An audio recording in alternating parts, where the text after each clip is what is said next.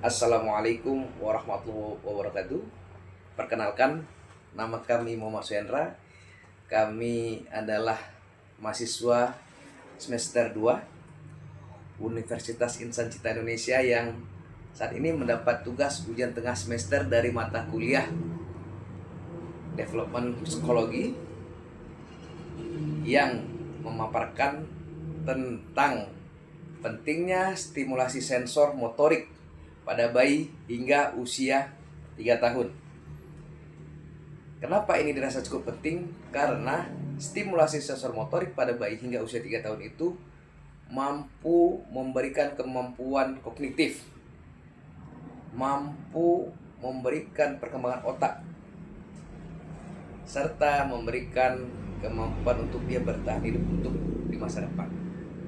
Adapun manfaat stimulasi sensorik motorik pada anak, yang pertama yaitu untuk perkembangan otak.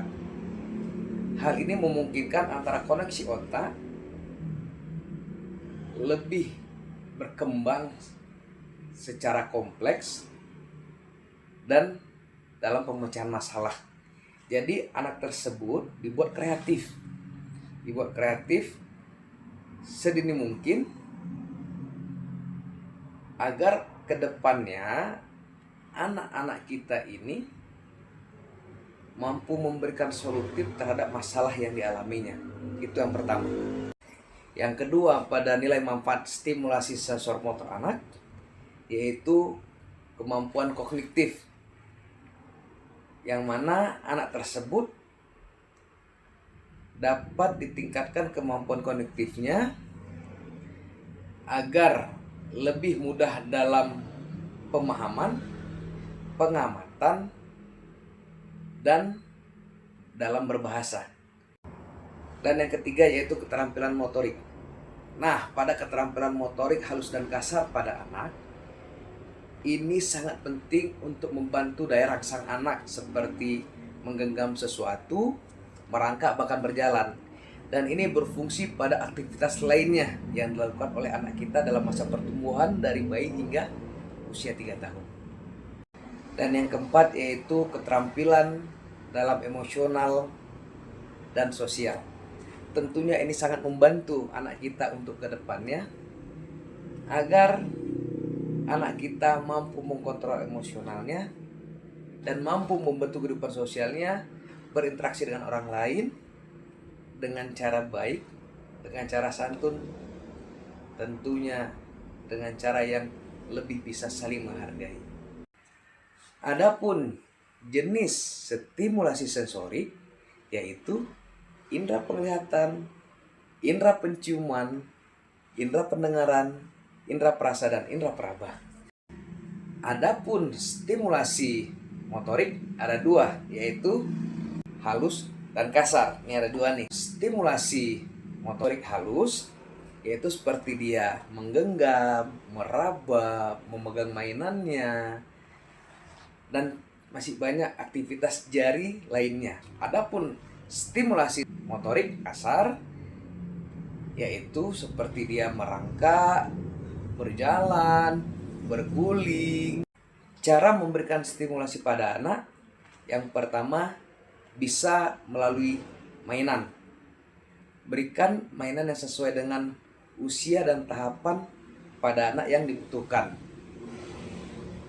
Misalnya berupa bola yang berbeda warna, berupa puzzle, nah maupun mainan-mainan lainnya yang bisa disesuaikan dengan perkembangan dan tumbuh anak. Dan yang kedua caranya yaitu menggunakan berbagai media, misalnya dengan buku, misalnya dengan musik, alat musik, ataupun dengan aktivitas lainnya. Kemudian yang ketiga yaitu sediakan lingkungan yang aman dan nyaman. Jadi tolong dipastikan kembali kepada situasi dan lingkungan tempat anak kita tumbuh kembang agar aman dan nyaman. Karena ini salah satu dasar dari cara kita memberikan stimulasi pada anak. Yang keempat yaitu berikan perhatian dan kasih sayang kepada anak. Jadi diharapkan kepada orang tua, saat anak kita sedang bermain, kita ayo mari dampingi. Kemudian saling berinteraksi.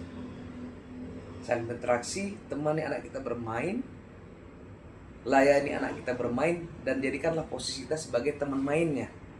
Karena tentunya perhatian dan kasih sayang kita juga merupakan salah satu faktor dalam tumbuh kembang kognitif anak dan otak. Kemudian poin terakhir, yaitu berkonsultasi dengan dokter.